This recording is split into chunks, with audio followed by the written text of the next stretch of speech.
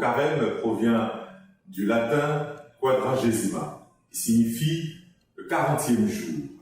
Pour définir cette période de carême qui s'étend sur 40 jours. Et ce nombre 40 fait référence aux occurrences bibliques des 40 jours du déluge et les 40 jours également de Moïse sur le mont Sinaï avant de recevoir les tables de la loi, les 40 jours de jeûne du prophète Élie et plus précisément les 40 jours de désert lorsqu'il fut tenté par le diable. Donc le nombre 40, c'est un nombre symbolique qui nous prépare à une nouvelle vie, à changer de statut. Et les 40 jours de Jésus au désert vont le faire passer de sa vie privée à la vie publique.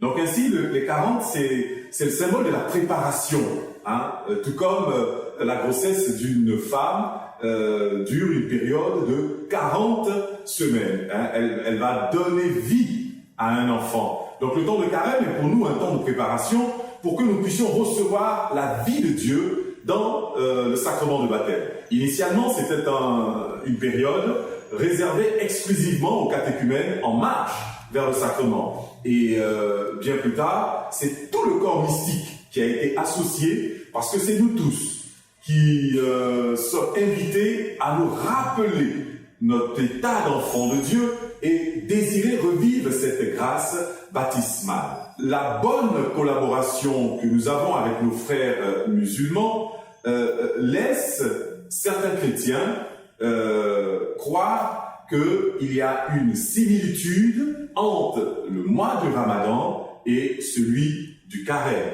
La manière dont nos frères musulmans jeûnent et le jeûne chrétien préconisé par l'Église. Ce n'est pas un jeûne austère où il faut se priver pendant 40 jours et 40 nuits de nourriture et d'eau. Non.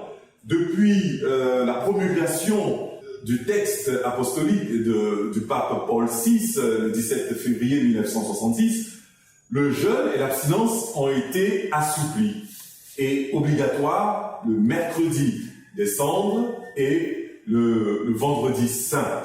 Le jeûne, pour nous, chrétiens, catholiques, n'est pas essentiellement privation de nourriture, mais privation de péché, privation de plaisir mondain pour nous centrer sur Dieu. C'est ça le temps de carême.